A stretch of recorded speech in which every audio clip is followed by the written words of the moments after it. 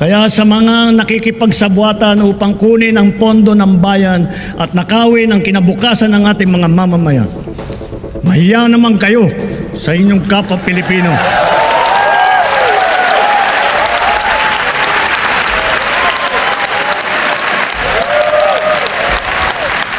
Mahiya naman kayo.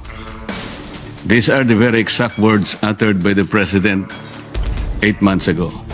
Ano bang patunay pa ang dapat nilang ilabas para lamang sila'y inyong umpisang pakinggan? O baka gusto nilang ang maliit pa ang magsalita. Hindi raw kapani-paniwala. Sila nga ang inutusang magdala ng pera, Ginoong Pangulo. Kaya ang tanong, ano bang kinakatakutan ng chairman? Senador Rodante Marcolita, muling binira at kinwestiyon ang pamumuno ni Senator Lacson sa Blue Ribbon Committee. Welcome back to Kaakibat TV. Trending at viral ngayon sa mundo ng social media nang muling binanatan ni Senador Rodante Marcolita ang pamumuno ni Senate Blue Ribbon Pro Tempore Ping Lacson sa Blue Ribbon Committee dahil sa umano'y napakakupad at napakabagal na resulta ng investigasyon sa kontrobersya ng flood control scandal na naitala sa kasaysayan ng Pilipinas ang pinakamalaking nakawan sa kaban ng bayan na sa panibagong natuklasan ay umabot na sa 1.45 trillion piso ang nawala sa flood control pa lamang sa pamumuno mismo ni Pangulong Ferdinand Marcos Jr. Nag-inspeksyon ako sa naging epekto ng habagat ng bagyong Krising, Dante at Emong. Kitang-kita ko na maraming proyekto para sa flood control ay palpak at gumuho. At yung iba, guni-guni lang. Huwag na po tayo magkunwari. Alam naman ng buong madla na nagkakaraket sa mga proyekto.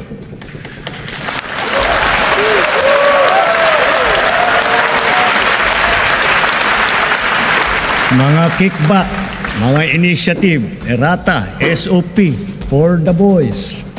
Kaya sa mga nakikipagsabwatan upang kunin ang pondo ng bayan at nakawin ang kinabukasan ng ating mga mamamayan, mahiya naman kayo sa inyong kapwa Pilipino.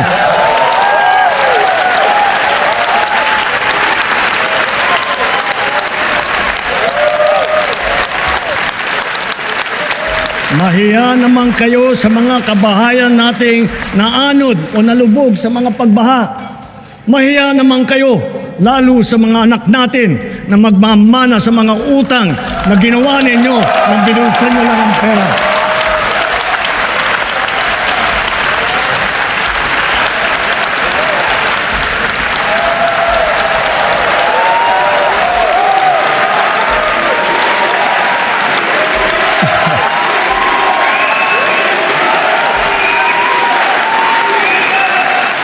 Para hindi na maulit, so that this will not happen again.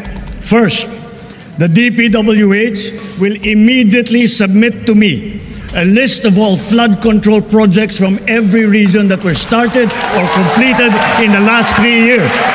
Higit 8 buwan na nga ang lumipas matapos ang binitiwang salita ni Pangulong Ferdinand Marcos Jr. na mahiya naman kayo ay muling binalikan ni Senador Marcolita ang nasabing usapin na kung saan kinwestiyon ng mambabatas kung bakit tila nagdududa pa ang Blue Ribbon Chairman sa credibility ng mga dating sundalo na nagpakilalang mga bagman umano ni dating Congressman Zaldico na iginit nga ni Senador Marcolita sa kanyang privilege speech na kung ang chairman lang ba ang may karapatang magdesisyon sa mga ipapatawag na testigo na gayong 20 silang miyembro ng committee sa Senado. I rise today on a matter of personal and collective privilege.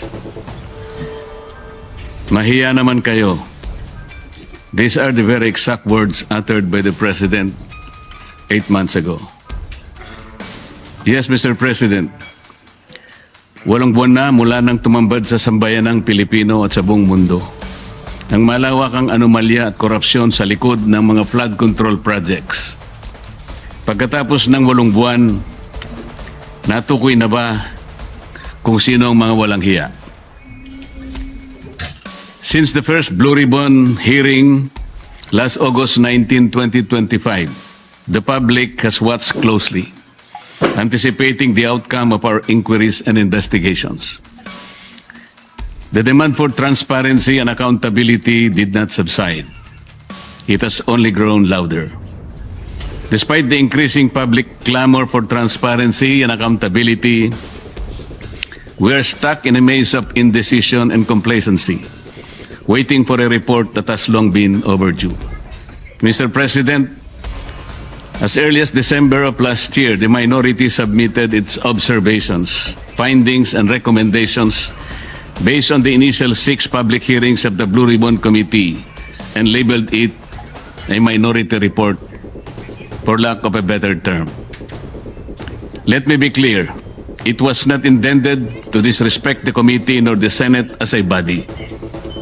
Fully aware of the hearings on the flood control anomalies that had not concluded, and in the absence of a committee report, the public has long been waiting. The report was not filed with the Bills and Index, but coursed through the office of the Senate President, hoping for proper disposition. The minority report was initiated out of our solemn duty to the Filipino people who are eagerly awaiting and demanding for the Senate's decisive action on the nationwide flood control scandal. Our intention was clear from the outset: to uncover the truth, hold people accountable, and propose legislative measures that will finally dismantle the deeply entrenched corruption that characterize our infrastructure projects. Ladies and gentlemen of this chamber, the people have waited long enough. It has been 7 months since the first Blue Ribbon hearing.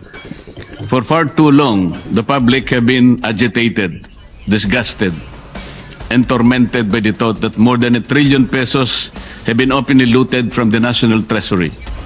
Yet to this day, no one has been held accountable except for the small fry.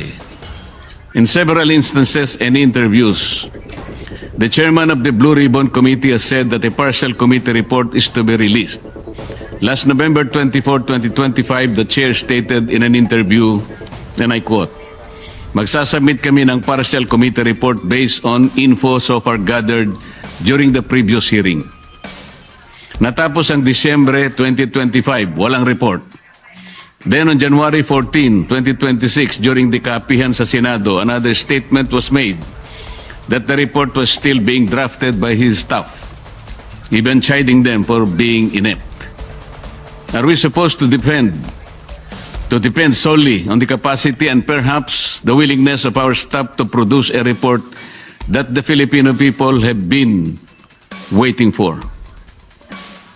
A report that is not merely a formality but a duty we owe to the public we serve.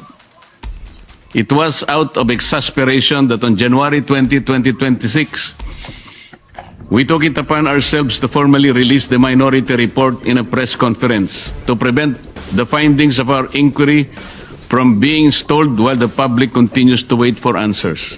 Yet again, on January 26, 2026, the chairman once again said that BRC's partial committee report was almost finished. Mr. President, the minority report was not done half-heartedly, nor was it done out of disregard for this institution. It was done because the Filipino people have been waiting for this chamber to tell them what has been found. The submission of a minority report therefore served a simple yet necessary and urgent purpose: to let our people know that something has been done, at least from our side. Sadly, after the minority's press conference, said report was vilified without even the courtesy of reading it. The BRC chairman was even blunt when he said that the place for the minority report is the trash bin. Sa basurahan, a submission anchored in the same hearings, 3 of which he actually presided, the same resource persons, and the same affidavits. Masasabi ba niyang pangbasura lang din ang lahat ng iyon? Kung itatapon sa basurahan ang ulat na ito, hindi ba't para na rin nating itinapon ang lahat ng ebidensya kasama na ang 2 privilege speeches niya na ginamit sa minority report? With due respect, the Senate was never meant to be a place where inconvenient findings are thrown into the trash bin just because they challenge the preferred narrative. The minority report exposes how ghost and defective blood control projects stem from systemic corruption embedded in the country's infrastructure planning, budgeting, and implementation processes. It unraveled a corrupt monitoring and quality control system that gave way to a normalized system of kickbacks, rigged bidding, and budget insertions involving lawmakers, DPWH officials, and favored contractors, even as it recommended comprehensive reforms through proposed measures to address the issues across all stages of project implementation. Finally, the minority report raised serious concerns about veering away from the initial course of investigation, from pursuing major perpetrators to selective summoning of witnesses, intimidation or discrediting of whistleblowers, and the failure to summon key political figures. This shift will undermine public trust and weaken the truth-seeking function of the Blue Ribbon Committee. Kung matatandaan, higit 4 na buwan na ang lumipas, ay kinwestiyon ni Senador Ping Lacson ang credibility at motibo ng surprise witness na si Sergeant Orly Gutesa na bigla na lang naglaho at nawala matapos humarap ng isang beses sa Senate Blue Ribbon Committee hearing na balitang umalis na ng bansa dahil di umano may mga taong nananakot sa kanyang pamilya. As we have witnessed, after the testimony of ex-Marine Sergeant Orly Gutesa, there has been a month-long halt in the investigation, giving the persons mentioned by him, John Paul Estrada and Mark Tiksay, to flee the country to parts unknown. The resignation of BRC chairman that followed already changed the narrative. Gutesa, the only witness who connected the money trail from Saldico to Martin Romualdez, was painted to have faked his notarized sworn statement. Siya pa ang tinakot kasuhan ng falsification of public documents at perjury. To rectify this, Mr. President, I just filed a disbarment complaint against Attorney Espera and administrative complaint against Executive Judge Season of Manila RTC. Meanwhile, on February 11, 2026, my office received what appears to be a draft report from the Blue Ribbon Committee, which can only assume to have originated either from the chairman's office or from the Blue Ribbon Committee which he chairs. What was transmitted to us, Mr. President, was a link to a PDF document bearing a watermark OS Marcoleta across each and every page. Yet the said partial report does not bear the signature of the chairman, a formality ordinarily expected of any report issued by a committee, particularly from the Blue Ribbon Committee. Given the circumstances, the status of the Blue Ribbon partial report is unclear, and it could easily be disowned or disavowed at a later time. In light of this, Mr. President, guidance is respectfully sought on how such a document should be properly regarded by this body. The same people were hell-bent on criticizing the manner by which the minority report was submitted. Yet they have no qualm circulating a supposed committee report in a manner that lacks even the most basic formalities expected of an official document of this institution. Maybe because of the following observed witnesses. In the BRC chairman's interview with Dos por Dos on DCRH as early as July 31, 2025, he alleged that there are at least 60 sitting congressmen who also acted as contractors of infrastructure projects in their own districts. In a press conference and in a press release dated August 10, 2025, posted on the Senate website, the BRC chairman disclosed that House members called him and that he had a list of 67 congressmen who were contractors. Yet he did not summon them to any BRC hearing. Why did he not name them, to be fair to the rest of the members of the House of Representatives? In the sworn statement of the Diskaya, 17 congressmen were also mentioned. Why were not they asked to appear before the committee? On the other hand, the statements of former Yusek Bernardo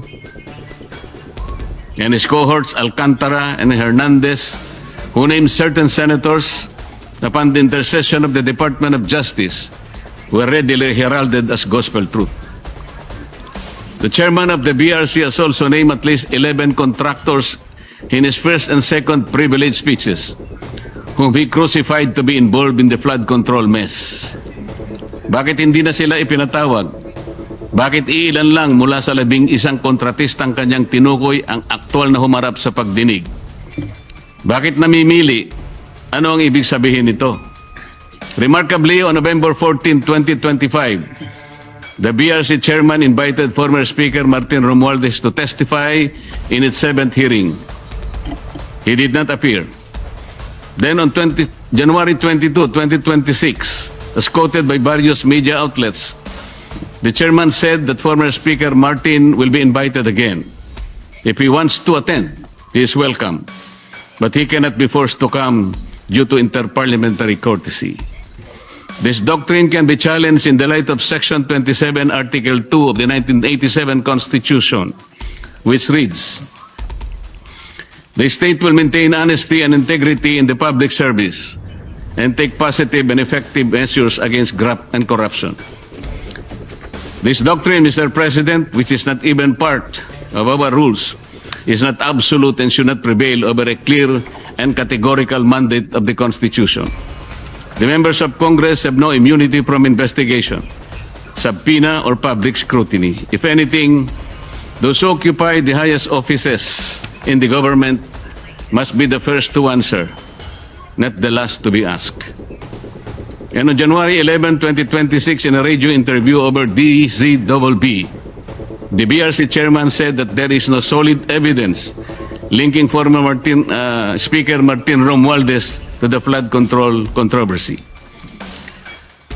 This is deeply troubling not only for what was asserted, but for what was prematurely concluded because the records of the hearings clearly reveal otherwise.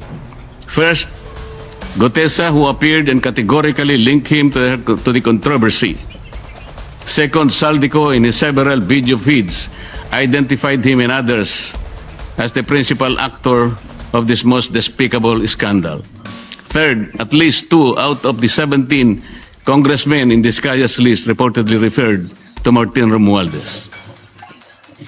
Sa mga unang pagdinig ng Blue Ribbon Committee sa ilalim ng pamumuno ng kasalukuyang chairperson, iminungkahi ko po, Ginoong Pangulo, na anyayahan din si dating Governor Luis Chavit Singson na nagpahayag din ng kahandaan at kagustuhan na dumalo upang tumistigo sa mga flood control projects sa Ilocos. Wala rin pong nangyari, Ginoong Pangulo. We are now seeing a clear pattern in this mambo-jumbo that whenever a witness points to former Speaker Romualdez as being linked to the controversy, the credibility of that witness is quickly placed in question.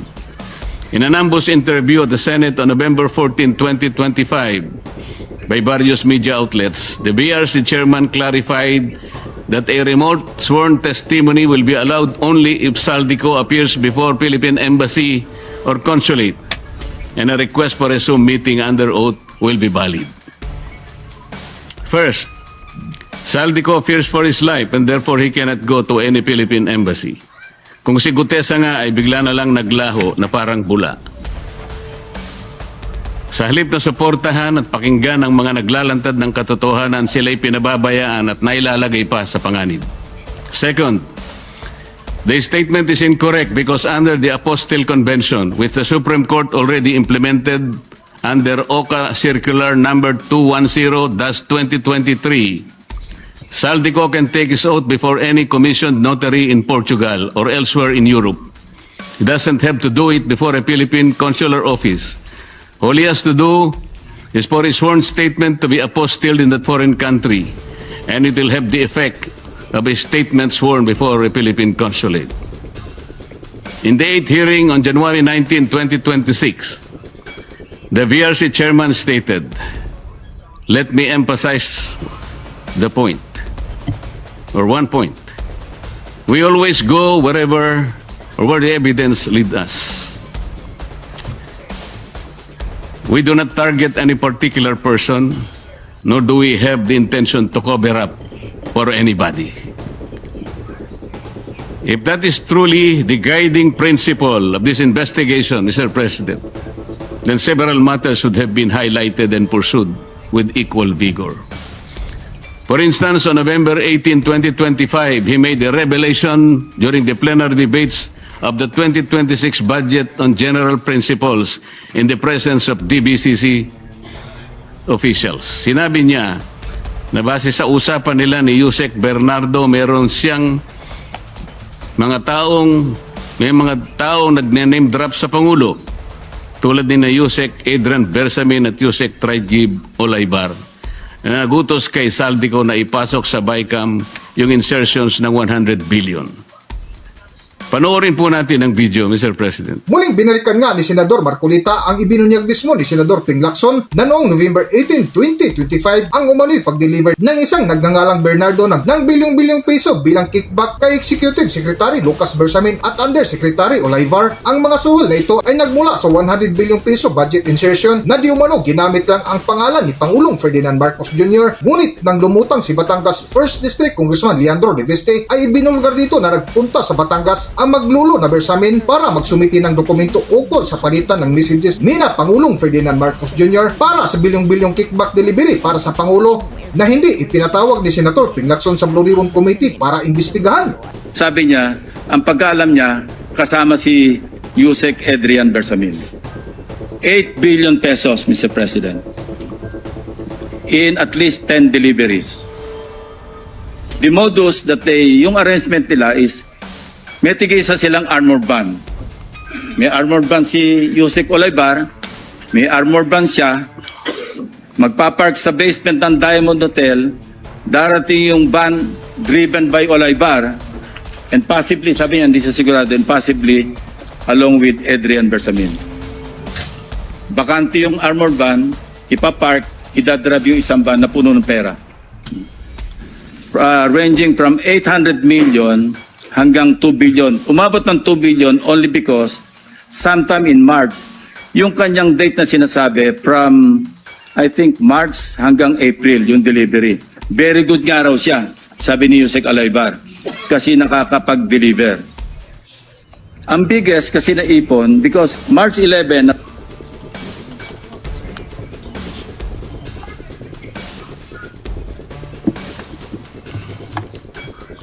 Ngunit kailanman ay hindi po naimbitahan si Yusek Adrian Bersamin upang harapin at linawin ang akusasyong ito na mismong chairman pa ang nagsiwalat sa plenaryo.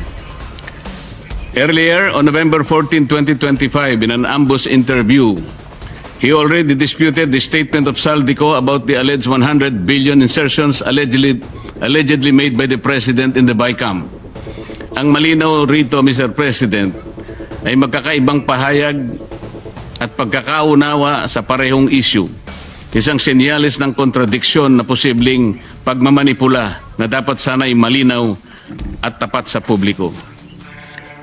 This becomes particularly concerning in light of the second supplemental affidavit of former DPWH Undersecretary Roberto Bernardo dated November 10, 2025, where he disclosed that he handled 5 billion worth of projects for former DPWH Secretary Manuel Bonoan each year from 2023, 24 to 25 with kickbacks of 15% therefrom. From this kickback, 75% will be shared by Bonoan and Cabral. The 25% goes to Bernardo. Pinayagan din ng chairman ng BRC ang pakikialam ng DOJ sa mga pagdinig, lalo na sa pagpili ng mga gagawing testigo sa ilalim ng Witness Protection Program. Ito ay sa pamamagitan ng sapilitang pagre-require ng restitution na hindi naman hinihingi ng batas. Hindi rin po binigyan ng pansin ang mga naging kaganapan sa number 30 Tamarin Street, South Forbes, na binigyang diin ni Saldico sa isa sa marami niyang video revelations. Sinabi ni Saldico na nag-deliver siya ng 1 billion sa lugar na yon, 200 million noong December 2, 2025 at 800 million noong December 5, 2025. Ayon po kay Saldico, ang paghahatid ng 200 million ay ginamitan ng isang Grandia Elite. Yun namang 800 million ay ginamitan ng dalawang Grandia Elite. Ang mga ito ay tinanggap di umano ni Yusek Jojo Cadiz sakay ng kanyang Toyota Fortuner kasama ang kanyang driver. Ang mga perang ito ay inihatid daw sa bahay ng Pangulo sa Naray Street gamit ang mga nabanggit na mga sasakyan. Ang dami pong dapat inimbitahan upang linawin at maimbestigahan ang bagay na ito.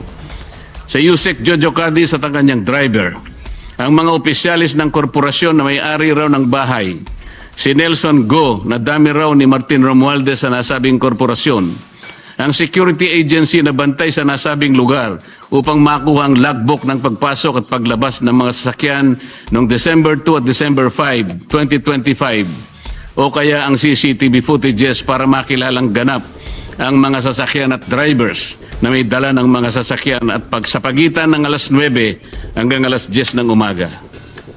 Sa halip, ang tinawag po ay dalawang babae na nagtakip pa ng mukha at hindi nagbigay ng sworn statement sa mga miyembro ng BRC. At nung tanungin ko sila, napansin naman po ninyo, Ginoong Pangulo, ang chairman pa ang sumasagot. Given the seriousness of these allegations, one cannot help but ask, why has Yusek Cadiz not yet been invited to testify before the BRC?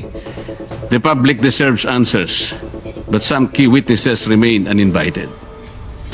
In the same second supplemental affidavit of Bernardo, he further alleged that at least 5 cabinet secretaries and several undersecretaries had allocables recorded in what has come to be known as the Cabral files. On December 27, 2025, in a radio interview over DWIC, the BRC chairman echoed Bernardo's statement. At least 5 cabinet secretaries and some undersecretaries had allocables amounting to billions in the controversial 2025 budget. But the only names revealed were former DPWH Secretary Manuel Bonoan and former Executive Secretary Lucas Bersamin. Who are these other unnamed secretaries? And were they the same secretaries referred to by Bernardo in his second supplemental affidavit? We may never know because they were never invited in any of the proceedings, despite the chairman's apparent knowledge of who they were. So one cannot help but wonder if the chairman himself knew about their identities and their involvement in this whole mess. Why were they not summoned in the succeeding Senate investigations? Why were certain individuals being shielded from scrutiny? Is there someone up there who would have been implicated or whose name would have been inevitably exposed had they been made to appear before the Senate? Mr. President, the matter does not end here. Sa huling katanungan nga ni Senador Marcolita kay Ping Lacson ay muling binalikan nito ang pareho at iisang testimonya mula sa amo na si dating Congressman Zaldico. Unang testigong lumutang na si retired Marine Sergeant Orly Gutesa at higit sa lahat ang 18 na dating mga sundalo na mga tauhan mismo ni Zaldico na mismong nakasaksi at nag-deliver ng bilyong-bilyong piso at mga mali-malitang pera na kickback mula sa tahanan ni Zaldico papunta sa mga taong sangkot. Isa nga dito ang magpinsang buo na sina dating Speaker Martin Romualdez at Pangulong Ferdinand Marcos Jr. Ngunit ang malaking katanungan ng taong bayan kung bakit walang kibo ang chairman ng Blue Ribbon Committee na si Senador Ping Lacson para imbestigahan ang mga nadawit na pangalan. Para sa buong kwento, narito ating panoorin at pakinggan ang video na kung saan binira ni Senator Marcolita ang pamumuno ni Senator Ping Lacson sa Blue Ribbon Committee na napakakupad sa investigasyon. Narito ang video. On February 24, 2026, a press conference was held in which one Attorney Levy Baligod presented a joint affidavit from 18 former members of the Philippine Marine Corps, a former enlisted personnel of the Philippine Army, and a reservist of the Philippine Army. The affidavit alleges that they were involved in the delivery of maletas filled with cash to various recipients, purportedly under the orders of Zaldico. Sila po ay nagpahayag ng kanilang mga nalalaman tungkol dito sa malupit na pandarambong sa Kaban ng Bayan. Nabanggit nilang muli ang 30 Tamarin Street sa South Forbes Park, gayon din ang 14 at 41 Nara Street. Nabanggit din ang opisina ni Zaldico sa House of Representatives at bahay daw sa Aguado sa harap ng Malacanang. Kinumpirma rin nila na totoo ang mga inihayag ni Orly Gutesa sa nakalipas na pagdinig ng komite. Bukod pa rito, isa sa mga nagsalitang ex-Marines ay tumestigong isinama siya ni Zaldico nang magatid daw ng 5 malalaking maleta sa bahay ng Pangulo sa Ilocos Norte. Ayon sa kanyang pahayag, si Congressman Sandro Marcos pa umano ang tumanggap ng pera at ilang oras lamang ang lumipas ay dumating rin daw ang Pangulo at ang unang ginang. Pero ano po ang ginawa ng chairman ng BRC? Sa halip na iharap sa taong bayan at diretsahang tanungin sa kanilang mga pahayag, kahagad na pinag-alinlanganan ang kanilang kredibilidad. Bago pa man masuri ang kanilang salaysay sa harap ng Senado, tila nabuo na ang isang konklusyon sa mismong chairman na dapat sana ay siyang magsiyasat nito. Ipinagkibit-balikat na lamang ang kanilang mga salaysay nang hindi man lang binigyan ng oportunidad na sumagot sa mga konklusyon at teorya. Kung ang kanilang mga pahayag ay hindi kapani-paniwala, lalong nararapat na sila'y paharapin sa isang formal at pagdinig upang doon mismo masubok ang kanilang inihayag. Ang chairman po ba ng BRC ang dapat magpasya kung sino ang dapat ipatawag sa pagdinig kung 20 ang bilang ng miyembro ng Blue Ribbon Committee? Nakonsulta po bang isa-isa ang mga miyembro ng BRC? Kinausap po ba, halimbawa, si Senador Bam, si Senador Kiko, si Senadora Risa, Senador Gatchalian? Nagkaroon po ba ng caucus? Nagkaroon po ba ng hearing man lang para pagpasyan po ang napakalaking bagay nito, Mr. President? Mr. President, sila ay matapang na nagsalita at handang tumestigo ayon sa kanilang nakita. Saksi sila sa kung saan at kanino dinala ang limpak-limpak na perang nakapaloob sa mga maleta, mga kahon at iba pang mga sisidlan na kanilang ginamit. Ano bang patunay pa ang dapat nilang ilabas para lamang sila ay inyong umpisahang pakinggan? O baka gusto nilang ang maliit pa ang magsalita? Hindi raw kapani-paniwala.